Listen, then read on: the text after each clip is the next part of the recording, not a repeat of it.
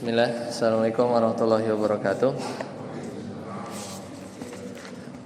Alhamdulillah min katsiran thayyiban mubarakan fih kama yuhibbu rabbuna wa yarda. Asyhadu an la ilaha illallah wahdahu la syarika lah. Asyhadu anna Muhammadan abduhu wa rasuluh. Allahumma shalli ala Muhammad wa ala ali Muhammad. Alhamdulillahilladzi bi ni'matihi tatimmus shalihat. Alhamdulillah di malam hari ini kita kembali bertemu dalam rangka menuntut ilmu syar'i, dan sekarang kita masuk di pertemuan yang ke-27 ya, pertemuan ke-27.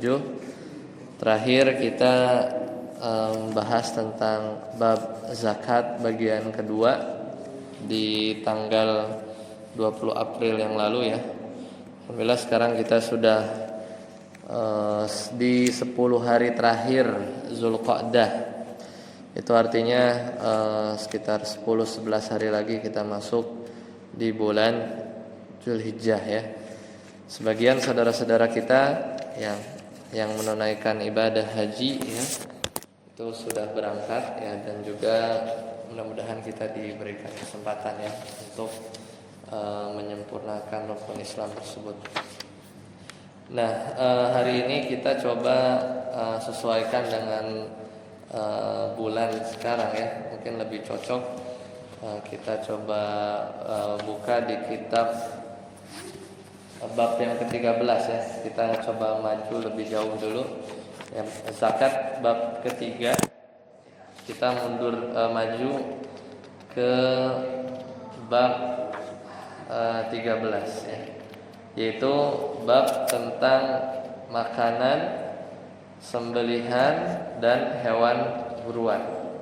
Kita coba lihat pembahasan yang mudah-mudahan bermanfaat ya. Nanti kita masuk Idul Adha, ada bagaimana fikih dari yang bagi yang tidak berhaji maka disunahkan dengan sunnah yang muakkad, bahkan satu kepala keluarga ya, itu bisa menyembelih yang diniatkan untuk satu keluarga yang dia tanggung secara nafkah. Nah, sekarang kita coba lihat di bab ke-13 supaya kita sesuaikan dengan waktu yang sebentar lagi kita akan masuk di bulan Dzulhijjah, yaitu fil at'am ya, fil at'amah, yaitu kitab 13 tentang makanan ya, tentang makanan, sembelihan. Nah, ini yang nanti kita akan coba lihat, dan juga tentang hewan buruan,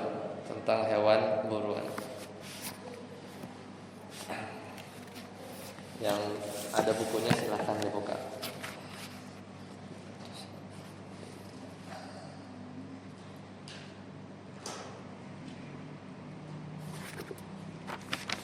Ya, berkata para ulama dari kalangan mazhab Hambali, yaitu di bab yang ke-13 ini yang berada atau memiliki beberapa bab kecil, yaitu Salisatu asyar kitabul at'amah wal dzabaih was-sayd ya. Jadi tentang makanan, tentang hewan sesembelihan, dan juga tentang hewan buruan ya, tentang hewan buruan.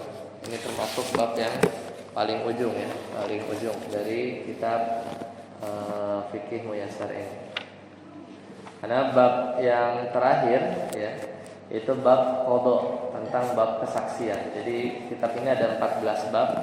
Kemarin kita baru masuk di bab ketiga. Kita agak maju sedikit. Nah, kita masuk bab yang pertama, yaitu al-babul awal, yaitu tentang makanan, yaitu bab tentang makanan. Maka kata para ulama, al-mas'alatul awal ta'rifuha wal aslu fiha. Apa yang disebut dengan makanan dan bagaimana asal atau hukum dasarnya. Maka yang dimaksud dengan makanan at'amah, at-ta'am itu makanan, jamaknya adalah at'imah, al-at'imah ya, al-at'imah. Yaitu ma ya'kuluhul insanu, yaitu yang sesuatu yang dimakan atau diminum. Jadi yang diminum juga termasuk ta'am dalam hal ini oleh manusia. Jadi tidak termasuk membahas di sini adalah makanannya jin ya. Jin juga punya makanan yang beda. Itu apa? Ada yang tahu makanan jin? Sisa-sisa ya. Sisa-sisa dari tulang ya, tulang-tulang gitu ya. Makanya ada larangan ya menggunakan apa? Di pembahasan toharoh tulang untuk bersuci ya. Kan disarankan ambilnya batu ya, bukan tulang. Nah, kita nggak bahas itu. Jadi makanan manusia, yaitu yang dimakan oleh manusia. Minal awqati wa ghairiha aw yashrabahu, yaitu berupa makanan pokok dan lainnya. Dan juga makannya juga ada waktunya ya, ada waktunya. Nah, al aslu fiha, maka hukum dasar makanan sebagaimana firman Allah taala, qul la ajidu fima uhiya ilayya muharraman ala ta'amin yat'amuhu illa an yakuna maitatan aw daman. Dikatakanlah, tidak aku dapati di dalam apa yang Allah wahyukan kepada aku Nabi Muhammad SAW sesuatu yang diharamkan untuk dimakan kecuali apa? Maitatan, mayat, apa bangkai, audaman atau darah ya, atau darah. Daman masfuhan, darah yang mana nih? Kan hati kan darah ya. Boleh nggak makan hati? Boleh ya. Daman masfuhan itu darah yang mengalir, yang nggak boleh. Aulah khinzir ya, kemudian darah daging babi. Fa innahu rijsun au fisqan uhilla li ghairillah. Maka semua yang disebutkan tadi rijsun, itu kotor, au fisqan atau uhilla li ghairillahi bih, atau hewan yang disembelih ya, yang dinyatakan untuk selain Allah, itu juga termasuk yang tidak boleh. Famanitturra ghaira bagin wala 'adin fa inna rabbaka ghafurur rahim. Tapi kalau keadaannya mendesak, darurat, tidak ada makanan lain selain yang tadi sebenarnya tidak boleh dari sisi syar'i, maka ya itu boleh ya. Maka kata famanitturra, kalau darurat, ghaira bagin wala 'ad fa inna rabbaka ghafurur rahim, maka sesungguhnya Allah Maha pengampun dan Maha penyayang. Itu salah satu dalil. Dalil yang lain, wa yuhillu lahumut thayyibat wa yuharrimu alaihimul khaba'ith. Jadi yang Allah halalkan bagi mereka, wa yuharrimu alaihimul khaba'ith, dan juga mengharamkan bagi mereka yang buruk-buruk. Kemudian kita juga sering dengar firman Allah, qul man harrama zinatallahi allati akhraja li ibadihi wat-thayyibati minar rizqi. Ya, maka di sini kita ambil kesimpulan at-thayyibat itu makanan. Makanya kan kita bukan cuma halal ya. Makanan itu yang masuk ke dalam tubuh kita bukan hanya halal, tapi yang dicari juga apa? Thayyib. Makanan-makanan yang dalam konteks sekarang, misalnya yang sangat banyak pengawetnya gitu kan, atau sangat banyak, atau yang disebut dengan ultra processing ya. Jadi sudah diproses berkali-kali ya, maka kan itu sebenarnya halal kalau misalnya dagingnya bagus gitu ya. Tapi kadang bagi tubuh kita tidak thayyib, ya, tidak thayyib. Sedangkan makanan-makanan yang thayyib itu dan juga halal itu biasanya adalah makanan-makanan yang memang masih masih asli ya. Masih asli, tidak banyak proses gitu ya. Ya mungkin di sebagian orang yang misalnya punya penyakit tertentu ya di umur yang mungkin sudah tidak muda lagi, maka banyak pantangan kan, misalnya yang minyaknya banyak gitu kan dan seterusnya, itu malah bisa jadi tidak thayyib ya, tidak thayyib. Sedangkan yang dicari ya dalam apa yang dianjurkan bagi kita seorang muslim itu adalah halal dan thayyib. Ada buku yang bagus yaitu bukunya Ustadz Abdurrahman Dani ya, beliau pakar di bidang kesehatan holistik ya. Jadi meneliti mana yang disunnahkan oleh Nabi dan juga mana yang memang Nabi itu memang makan nggak semua dimakan ya, makanya beliau sehat. Salah satu bukti yang sehat kuatnya Nabi SAW adalah ketika pada akhirnya beliau sakit ya akibat efek racunnya orang Yahudi, ketika disajikan kambing dengan dilumuri oleh racun, yang makan ketika itu sahabat nggak lama meninggal. Tapi Nabi Muhammad SAW ya masih bisa bertahan sampai kurang lebih 3 tahun. Ya, 3 tahun baru mulai ada efeknya dari makanan yang diberikan kepada Nabi yang sudah diracun oleh wanita Yahudi tersebut. Nah, ini menunjukkan bahwa fisiknya Nabi sangat kuat ya, sangat kuat. Ya, dan beliau di bukunya tersebut ya mungkin bisa lihat kajiannya, itu senantiasa menggabungkan antara makanan panas dengan makanan dingin. Ya, jadi makanan panas dengan makanan dingin itu yang dilakukan oleh Nabi SAW. Tidak sampai dikatakan sunnah, tapi itu yang dilakukan Nabi ketika memulai makannya.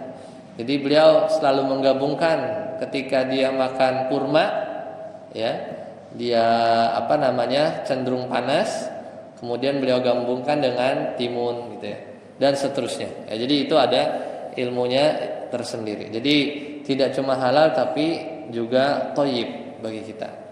Ya. Nah, kemudian jadi Allah Subhanahu wa taala menyebutkan di ayat yang lain, wa qad fassala lakum ma harrama 'alaikum illa ma turirtum ilaih. Jadi makanan yang ada pada kita, maka kemungkinan ada 3. Makanan yang annas alal mubah ya, jadi makanannya boleh kita makan. Kemungkinan yang kedua, makanan yang ditetapkan keharamannya seperti tadi ya, darah yang bangkai, kemudian daman masfufan ya, dia darah yang daman masfuhan, darah yang mengalir, aulah khinzir, atau daging babi. Sebagian saudara-saudara kita ada yang memandang, sebenarnya di sebagian mazhab, kalau tidak salah mazhab Maliki, itu berdalil bahwa meskipun ini nggak kuat ya, tidak begitu kuat. Ini kita kan sedang belajar mazhabnya Hambali. Sebagian salah satu ormas keislaman yang nggak saya sebutin itu memasukkan daging anjing itu tidak sampai haram menggunakan dalil ini. Ya, dan memang di sebagian mazhab kecil ya, di mazhab Maliki itu memasukkan daging anjing itu makruh, sama seperti tadi ya, salah satu ormas yang mungkin bisa kita cari. Namun ya, yang rajih dan atau menurut mazhab Hambali itu juga termasuk yang diharamkan. Meskipun nggak disebut ya, karena di sini kan an yakuna maitatan aw daman masfuhan aw lahma khinzir. Daging babi, daging anjingnya mana? Enggak ada, enggak disebutin. Dicari-cari juga ada dalil-dalil yang lain. Ya, salah satunya misalnya karena ada taringnya, ya kan? Ada taringnya dan seterusnya. Ya, tapi masih aja bisa juga ada istinbat derajatnya sampai tidak haram. Tapi siapa yang mau makan daging anjing ya? Ya, meskipun dia najis. Itu kalau kita lihat ya beberapa pendapat gitu ya. Meskipun tentunya agak lemah ya. Tapi kadang kita kalau baru tahu kaget, oh ada yang berpendapat demikian. Ya, meskipun kita tidak memilih pendapat tersebut. Nah, kemudian yang kedua yaitu tadi ya, makanan ada yang halal, ada yang ditetapkan keharamannya, dan juga ada makanan yang termasuk Nabi SAW sukut, sakata anhu asyari.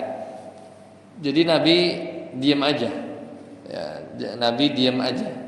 Jadi didiamkan oleh Nabi SAW. Nah maka baiknya gimana? Kalau tengah-tengah seperti ini baiknya ditinggalkan ya, baiknya ditinggalkan. Nah sekarang kita bahas makanan yang pertama, yaitu makanan yang ditetapkan halal atau mubahnya. Maka yang pertama adalah yang disebut al-hayawan al-bahri, yaitu hewan bahri. Bahar itu laut. Nah, hewan laut, maka kaidahnya seperti apa? Wa huwa kullu hayawanin la yaisu illa fil bahar. Ya, jadi kan seperti ikan, ya hidup di laut ikan, dia nggak disembelih halal nggak? Halal. Tapi kalau ada kecebur di laut, mati halal nggak? Enggak, ya karena dia bukan hidup di laut. Jadi bukan ada di lautnya, tapi apa? Setiap hewan yang tidak bisa hidup kecuali fil bahar, kecuali di laut. Maka ini contohnya ikan, ya, bi anwaihi dan semisalnya. Nah, ini semuanya halal. Kecuali tentunya hewan laut yang beracun. Ya maka dia haram. Ya, illa ma fihi summun, dia ada racunnya atau ada bisanya, maka haram. Demikian juga hewan laut yang haram, yaitu yang hewan yang buruk atau menjijikan. Misalnya apa? Buaya, ya. Karena dia punya taring, Jadi wa yuharrimu alaihimul khaba'is. Jadi dalilnya itu adalah wa yuharrimu alaihimul khaba'is, dan Allah mengharamkan bagi mereka segala yang buruk. Ya, maka nanti termasuk hewan-hewan yang misalnya yang punya taring ya, semisal tadi buaya ya, atau kodok yang khaba'is ya. Kodok ya, di madzhab Hambali itu haram. Ya. Siapa yang mau makan kodok ya? Ada yang pernah makan kodok? Ya nggak ada ya? Atau ada yang pernah? Nah itu hewan laut. Kemudian yang kedua adalah Tsaniyan al-hayawanil barri, yaitu hewan darat. Maka hewan darat ini terbagi lagi. Yang pertama ada al-an'am. Ada surat al-an'am. Al-an'am itu apa? Hewan ternak. Allah Ta'ala berfirman, wal an'ama khalaqaha lakum fiha dif'un wa manafi'u wa minha ta'kulun. Nah, hewan ternak Allah ciptakan untuk kalian. Dia ada bulunya, misalnya domba-domba yang fungsinya buat menghangatkan, dia bisa disembelih dan juga bisa ta'kulun, kalian makan. Ada namanya al-khayl. Al-khayl itu apa? Kuda. Kuda hewan ternak bukan? Enggak ya? Kuda. Maka di sini ada hadis khusus, kata Nabi SAW, nahan Nabiyyu sallallahu alaihi wasallam yauma Khaybar. Nabi melarang untuk memakan apa? an luhumil humur, daging keledai, ya. Ketika itu ya pada perang Khaybar. Wa rakhasa fi luhumil khayl. Namun Nabi membolehkan atau memberi rukhsah untuk memakan daging khayl, yaitu kuda. Ya, maka di sini dalam mazhab Hambali itu masih boleh, ya, masih boleh. Yang diharamkan itu justru apa? Keledai, ya, keledai. Yaitu diharamkan ketika di perang Khaybar. Kemudian yang ketiga, dob. Dob ini biawak yang bukan makan ayam, tikus gitu ya. Tapi ini dob padang pasir, yaitu biawak padang pasir. Ini masyhur ceritanya, yaitu ketika Nabi SAW ditawari oleh salah seorang sahabat, ya. Kemudian beliau disajikan dob dan beliau bilang bukan nggak suka dan juga nggak mencela, tapi bilang apa?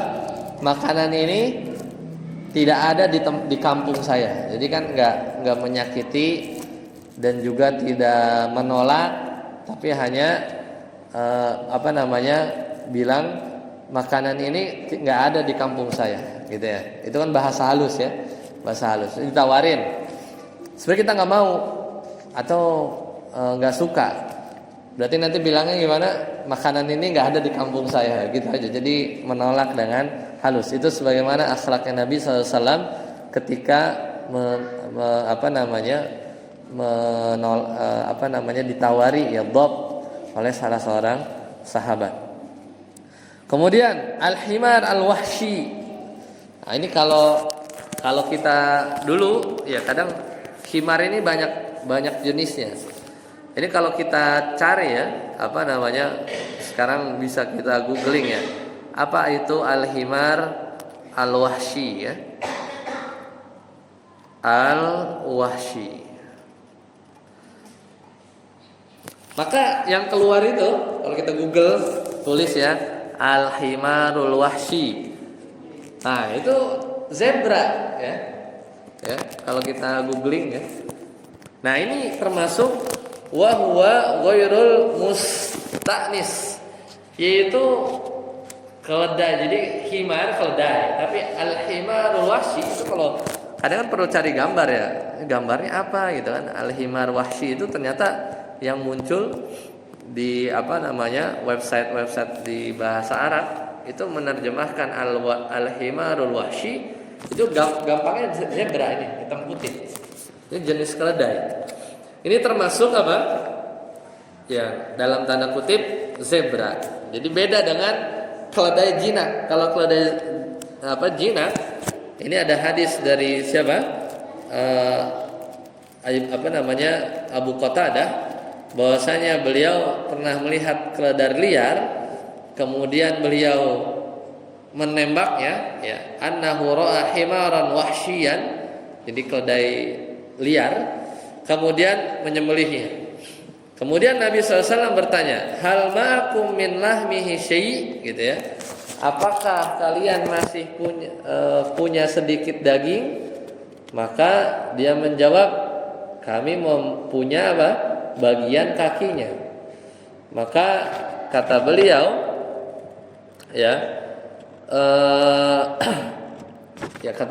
maka beliau meminta fa'akhadhaha fa'akalaha. Maka Nabi menerimanya kemudian memakannya. Nah, jadi tadi kan hewan darat itu ada hewan ternak, ada kuda, ada biawak, ada keledai liar atau zebra, ya. Maka dalam mazhab Hambali ketika beliau melihat keledai liar, maka Abu Qatadah tadi yang membidiknya dengan panah, kemudian menyembelihnya, kemudian Nabi minta, ya, Nabi meminta, bertanya ya, apakah masih punya dagingnya?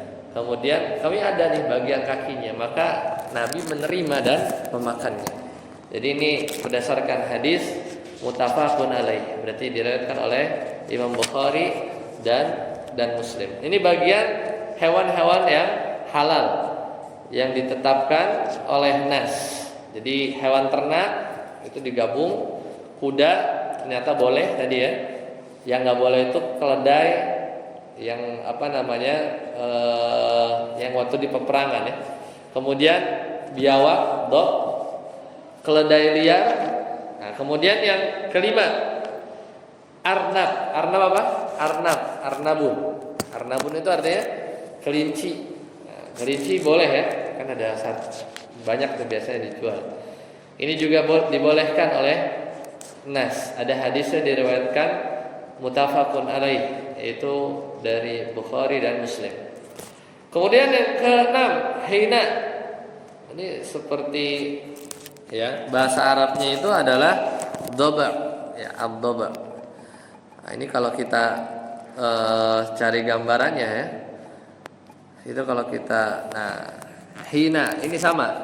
Ini mirip kayak serigala ya sebenarnya, cuman mirip seperti ada ininya juga, ada taringnya. Tapi berdasarkan nas hadis dari Jabir bin Abdullah, bahwasanya beliau berkata, sa'altu Rasulullah sallallahu alaihi wasallam, aku bertanya kepada Nabi sallallahu alaihi wasallam, anid dhabu', ya, faqala huwa saydun, maka itu hewan buruan, sayd. Wa yuj'alu fihi kabshun idza sadahu, dan diharuskan membayar dam, ya, dengannya seekor domba apabila seorang sedang berihram dan memburunya. Maka kata Al-Hafiz Ibnu Hajar, itu nih hadis dari diriwayatkan oleh Imam Tirmidzi, Imam Abu Dawud, maka kata beliau dalam kehalalan hina, ya, wa qad warada fi halid dhabu', ya, ahaditsun la ba'sa biha, maka terdapat hadis-hadis yang tidak bermasalah. Ya, jadi di sini dimasukkan kategori yang halal menurut mazhab Hambali. Kemudian ad-dajjaju itu ayam kita tahu ya. Dan al-jarad itu apa? Belalang. Itu belalang. Ini termasuk yang dihalalkan, ya, dihalalkan. Nah, kemudian makanan al-muharramat, yaitu yang diharamkan.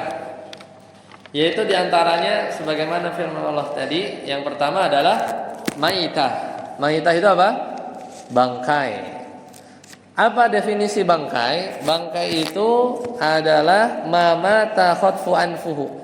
Jadi hewan yang mati secara alami, ya, wafat, mati, tanpa disembelih secara syar'i. Makanya ayam-ayam kadang yang udah kelihatan sakit tuh kadang harus dipotong ya. Kalau udah daripada jadi tiren ya, tiren disembelih ya. Tapi pasti rasanya beda ya. Nah, ini hewan yang mati secara alami, ya, dan tidak disembelih secara syar'i. Maka ini haram, dan tentunya haramnya bukan semata-mata tidak ada hikmahnya ya. Karena ketika dimakan ada darah yang tidak teralirkan, atau darah kotor yang ada di dalam ayam atau bangkai tersebut. Tentunya kalau dikonsumsi maka akan berakibat buruk.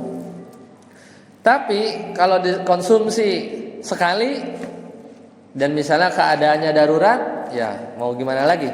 Ya mungkin bagi orang-orang yang ada di hutan gitu ya, dalam peperangan atau perjalanan, tidak ada makanan lagi kecuali bangkai, ya, selama cukup untuk tidak membuat dirinya binasa, maka ya, itu dibolehkan ya. Itu sering dibahas dalam pembahasan usul fikih. Nah, kemudian yang kedua, audaman masfuhan. Itu tadi di surat Al-An'am. Ya, sampai ada surat Al-An'am, itu hewan ternak. Ini menunjukkan bahwasanya Allah Subhanahu wa taala memberikan kepada kita nikmat yang banyak, ya, kita disediakan yaitu pilihan-pilihan hewan yang bisa kita makan. Namun daman masfuhan, yaitu darah yang memancar, mengalir, itu tidak boleh. Tapi darah yang ada di dalam daging, yang tidak keluar ketika proses penyembelihan, maka itu mubah. Yang ada di daging kan masih ada darahnya. Kemudian hati justru tempat memproduksi darah yang baru, itu kan liver kita itu kan fungsinya, atau di hewan-hewan itu adalah untuk menggantikan sel darah merah yang mati ya, ada siklusnya, atau limpa. Maka ini tidak boleh karena kotor tadi. Kemudian yang selanjutnya adalah aulah mal khinzir, itu daging babi. Nah, ini diharamkan berdasarkan nas. Itu jelas. Ya, jadi segala bentuk turunannya, kulitnya, minyaknya, ya, tulangnya dan seterusnya itu diharamkan untuk dimakan atau sebagai makanan berdasarkan nas dari Al-Qur'an. Seperti itu. Nah, satu lagi adalah hewan yang disembelih karena selain Allah, meskipun hewannya halal, kambing, ayam, namun ketika disembelih, ya, namun dia tidak menyebutkan bismillah, maka hewan ini secara hukum adalah haram untuk dimakan. Berdasarkan firman Allah Ta'ala, fasalli li rabbika wanhar. Jadi dirikanlah salat dan sembelihlah li rabbika, itu atas atau dikarenakan ya Tuhanmu, atau kita mengucapkan nama Allah Subhanahu wa taala. Dalil surat Al-Kautsar, fasalli li rabbika wanhar. Aslinya fasalli li rabbika wanhar li rabbika, gitu ya. Fasalli li rabbika wanhar li rabbika. Jadi dirikan salat karena Allah, wanhar berkurbanlah, menyembelih juga karena Allah. Nah, itu diantara hewan-hewan yang diharamkan menurut syariat, seperti itu. Nah, kemudian ada hewan-hewan yang didiamkan. Ada hewan-hewan yang didiamkan oleh syariat. Maka makanan-makanan yang didiamkan oleh Allah Subhanahu wa taala, didiamkan oleh Nabi SAW, maksudnya tidak ada dalil yang bilang apakah haram, apakah halal, ya, maka gimana? Kita kembalikan ke hukum asal. Hukum asal makanan atau hukum asal segala sesuatu adalah mubah. Jadi kalau ada makanan yang tidak ditentukan secara syar'i itu haram atau halal, maka makanan tersebut dikembalikan kepada hukum asal. Maka itu adalah jenis yang ketiga. Selanjutnya al-mas'alatul khamisah, itu masalah yang kelima, ma yukrahu akluhu, apa saja yang dimakruhkan untuk dimakan. Maka selain tadi ada yang mubah, ada yang haram, ada yang makruh, ada yang halal, maka ada juga yang makruh. Itu diantaranya yang dimakruhkan berdasarkan nas di dalam mazhab Hambali, yang dikuatkan adalah apa? Bawang, ya, bawang merah yang mentah. Jadi bawang merah, basal, ya, karena baunya, ya. Kemudian bawang putih juga maksudnya yang mentah. Yang dimaksud di sini adalah yang mentah. Atau sama bawang-bawangan, ya, bawang bombay, ya, bawang bombay yang mentah. Ya. Ini dimakruhkan kapan? Yaitu ketika dia makan, namun dia hendak huduril masajid wa ghairiha. Jadi dia mau masuk atau mau datang ke masjid. Maka sebab atau ilat dari makruhnya memakan makanan yang tadi disebutkan ini, contohnya bawang-bawangan tadi, adalah ilatnya aromanya, adalah aromanya.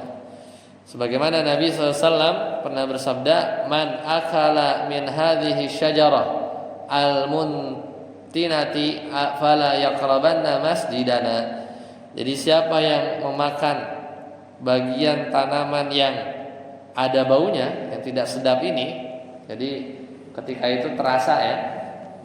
Ya makanya di sebagian ulama itu mengkiaskan pada makanan yang bikin bau apa? Misalnya jengkol gitu ya. Nah, itu sebagian ulama mengkiaskan seperti tadi bawang ya. Ya kecuali sudah bersih ya. Atau pete gitu ya. Mungkin jengkol yang sering terasa gitu ya. Atau makanan lain yang dia menimbulkan mengganggu saudara kita atau mengganggu baunya pada tempat yang di situ berkumpul banyak orang, apalagi dalam rangka ibadah. Ya, seperti itu. Kapan boleh, kapan tidak makruh lagi? Yaitu ya kalau dia makan sendiri dan dia nggak hendak ke masjid dan dia tidak membuat bau ke sebagian orang atau ke sebagian banyak orang.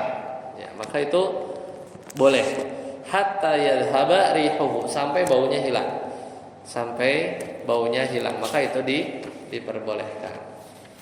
Nah, itu diantara jenis-jenis makanan yang disebutkan dalam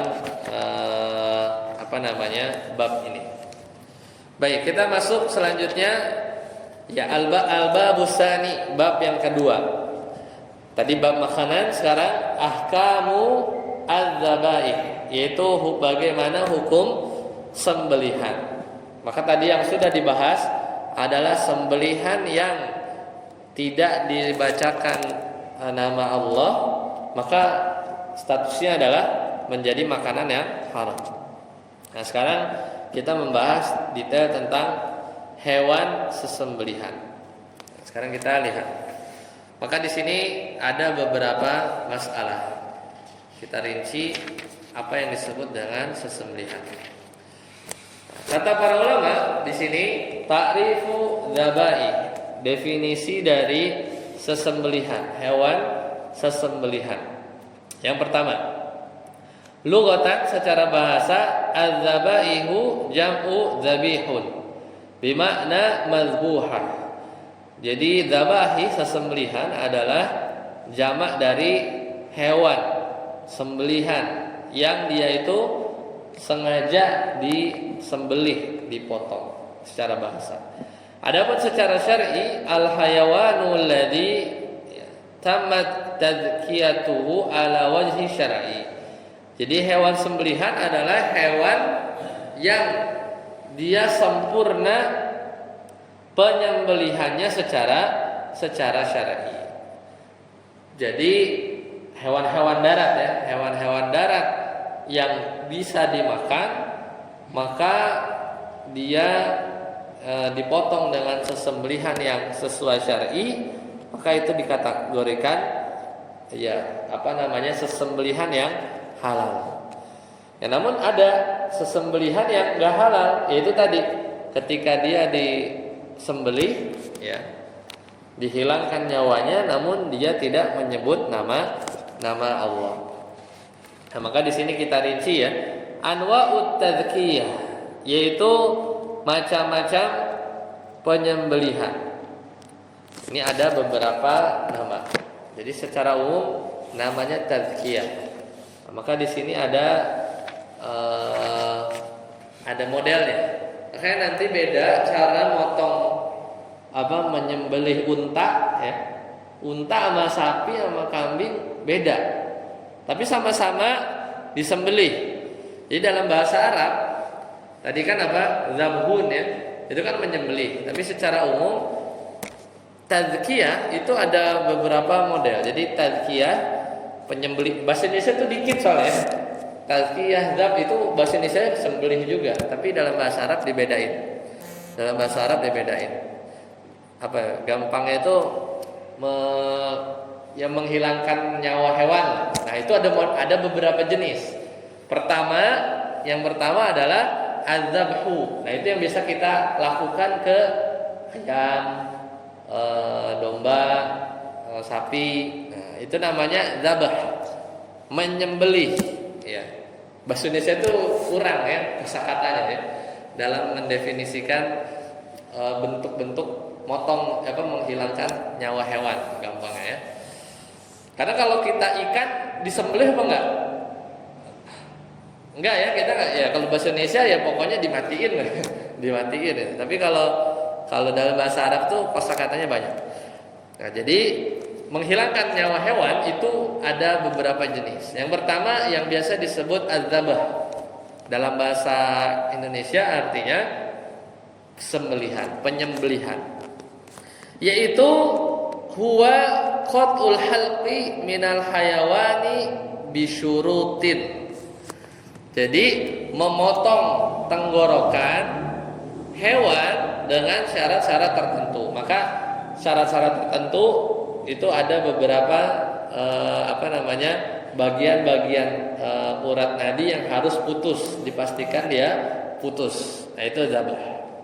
Jadi memang memotongnya itu secara tegak lurus ya, tegak lurus antara urat-urat yang mau diputus dengan alat pemutusnya. Seperti itu. Karena nanti ada, kalau kita lihat di luar negeri yang rumah potongnya itu tidak syar'i ya, secara penyembelihan itu kayak misalnya untuk ada di video itu ya, sapi gitu ya, udah langsung aja diguling gitu kan, ya, entah kapan di menit keberapa dia matinya nggak tahu, pokoknya satu jadi daging ya kan, atau disetrum. Nah, setrum kan menghilangkan nyawa juga kan, ya, tapi bukan zabah. Ya, jadi bentuk menghilangkan hewan, nyawa dari hewan itu bisa banyak cara, bisa jatuh, dipukul kepalanya gitu kan, disetrum, diceburin ya, ditenggelamkan gitu ya. Maka itu bukan termasuk cara-cara yang halal ya. Nah, itu jadi satu zabah. Jadi memotong tadi ya tenggorokan. Nah, kemudian yang kedua an-nahar. Itu yang ada di surat Al-Kautsar. Fashalli li rabbika wanhar. Ada zabah, ada an-nahar. Yaitu memotong bagian bawah leher hewan ya. Memotong bagian bawah leher hewan. Maka ini adalah penyembelihan yang disunahkan untuk unta biasanya, yaumun nahar. Jadi biasanya seperti itu ya. Jadi disunahkan untuk unta. Ya kadang unta itu langsung ditusuk gitu ya di bagian leher. Enggak dibaringin, enggak digorok gitu ya bahasa Indonesianya gitu ya. Nahar. Jadi diputus di bagian bawah leher. Karena kan unta kan panjang nih lehernya. Di mana nih, di dekat dagunya apa di tengah, kan di sini. Dia tuh hampir di bagian hampir ke dada. Dia tuh seperti tusuk tapi dipotong bagian bawah leher. Itu bahasa Arabnya apa? An-nahar. Itu yang ada di surat Al-Kautsar. Fashalli li rabbika wanhar. Terjemahnya apa? Sembelih juga. Makanya bahasa Indonesia tuh kosakatanya kurang. Zabah sembelih, nahar sembelih. Padahal beda cara potongnya. Yang ketiga, ya terakhir, yaitu adalah al-aqr, yaitu membunuh qatlul hayawan ghairul maqduri alaih minasayd wal an'am, yaitu membunuh hewan yang di luar kendali. Biasanya kapan? Memburu gimana caranya kita memburu ya? Mau pakai panah atau sekarang mungkin pakai senjata, atau zaman dulu itu punya hewan-hewan terlatih ya. Yang dilatih anjing najis enggak? Najis. Tapi lihatlah ketika anjing itu dilatih, maka bedanya anjing terlatih sama anjing biasa, bedanya apa? Anjing terlatih dikasih ilmu, ya kan? Makanya hewan aja nih kalau berilmu derajatnya lain. Ya, apalagi manusia yang nggak berilmu sama berilmu tentunya derajatnya beda. Hewan aja, anjing aja, yang kalau anjing bukan terlatih suruh berburu, kemudian dia dapat, kemudian dia gigit bawa ke majikannya, status hewannya apa? Haram. Ada anjing nih, dia tuh nggak terlatih, tapi memang dia pas aja dapat gigit apa gitu kan, dia bawa ke majikannya. Maka status hewan tersebut yang dia buru itu haram. Tapi kalau anjing yang terlatih memang khusus untuk berburu, meskipun anjing ini tadi najis ya bahkan memakannya haram ya pada pendapat yang kuat, ketika dia dilepas kemudian dia balik bawa hewan buruan, maka status hewan buruannya itu jadi halal. Nah, itu beda. Allah memuliakan hewan yang kita pandang hina, tapi karena dia berilmu, itu Allah muliakan ya dengan apa? Hewan buruannya itu menjadi halal untuk dimakan. Nah, tapi di bagian ini al-aqr itu membunuh hewan yang nggak bisa dikendalikan, yaitu dengan cara apa? Melukai berarti misalnya dipanah.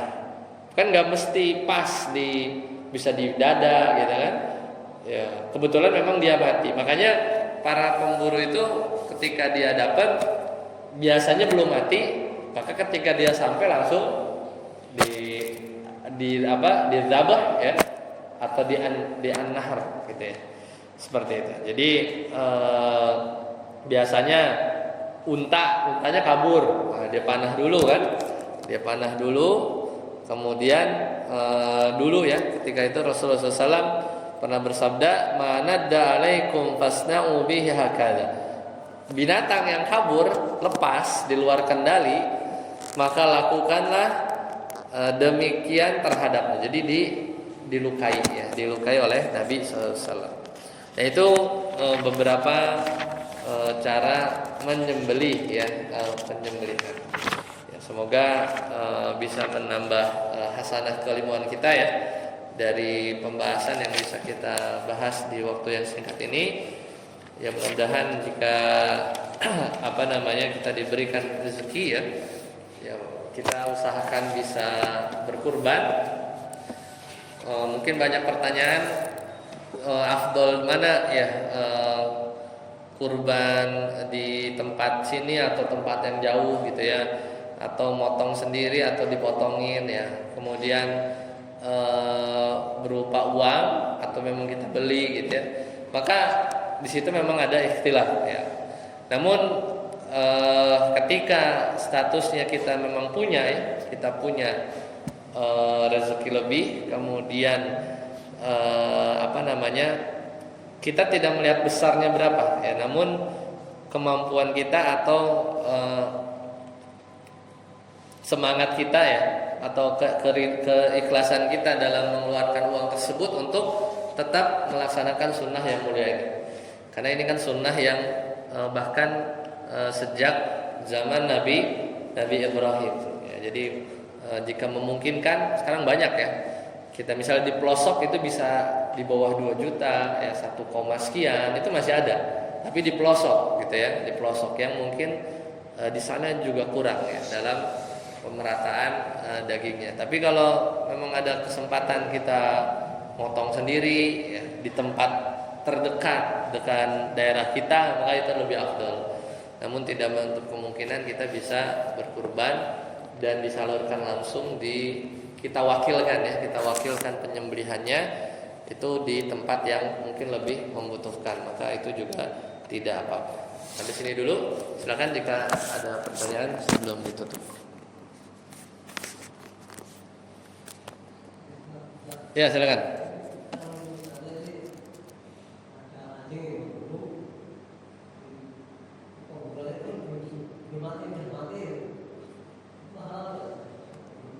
Anjing terlatih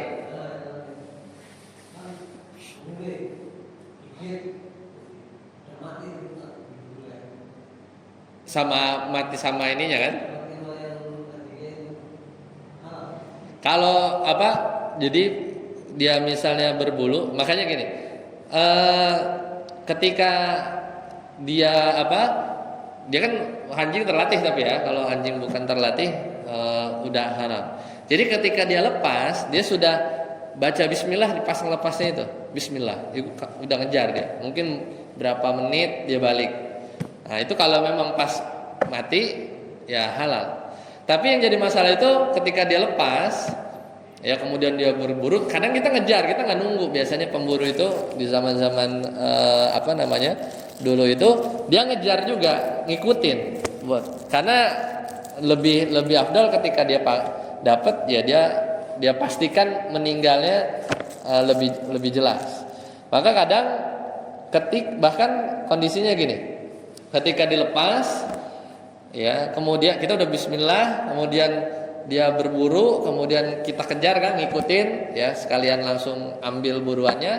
Lah pas kita sampai, ternyata hewan buruannya udah mati di sisi anjing terlatih, tapi di sebelahnya juga ada anjing liar, anjing entah berantah. Itu status ininya gimana? Status hewan buruannya jadi gimana? Ini para ulama membahas status hewan buruannya itu jadi syubhat. Karena nggak tahu dia tuh mati gara-gara, karena pas kita nyampe ada hewan anjing terlatih, ada anjing yang lain di sebelahnya, gitu ya. Maka status hewan buruannya itu menjadi syubhat. Apakah dia diburu mati sama yang terlatih atau yang enggak? Nah itu sampai dibahas seperti itu. Tapi kalau tadi jawabannya, ya selama ketika dilepas itu mengucapkan bismillah, kemudian kita dapati memang yang memburu itu anjing yang terlatih yang dilepas dengan bismillah itu, maka itu hukumnya boleh ya. Kalau seperti itu. Wallahu a'lam. Itu kadang ketemu sekarang itu di daerah-daerah gunung tuh masih ada. Anjing terlatih tuh mahal, ya. Jadi ada yang buat jaga kebun, ya. Ada temen ya di daerah Ciwidey itu biasanya dikurungin gitu ya, dikurungin itu nyewanya itu bisa hampir 3-4 juta. Ya, memang kayak galak, cuman emang udah terbiasa dia buat buru apa gitu ya. Itu buat jaga kebun dari binatang-binatang yang lain gitu ya. Itu ternyata mahal. Pernah nanya harganya lumayan mahal. Ya seperti itu. Tapi ya kita beli daging yang di pasar. Kita sering beli aja ya. Itu kalau kita kondisinya memang di hutan gitu ya, mungkin lagi naik gunung atau apa, juga kita bawa makanan ya, bawa makanan kaleng juga gitu. Ada lagi? Silakan. Jika tidak ada, kita cukupkan. Ternyata hanya sampai setengahnya. Kalau nanti kita lanjutkan di pertemuan yang akan datang. Sampai sini dulu. Subhanakallahumma wa bihamdika asyhadu an la ilaha illa anta astaghfiruka wa atubu ilaik. Assalamualaikum warahmatullahi wabarakatuh.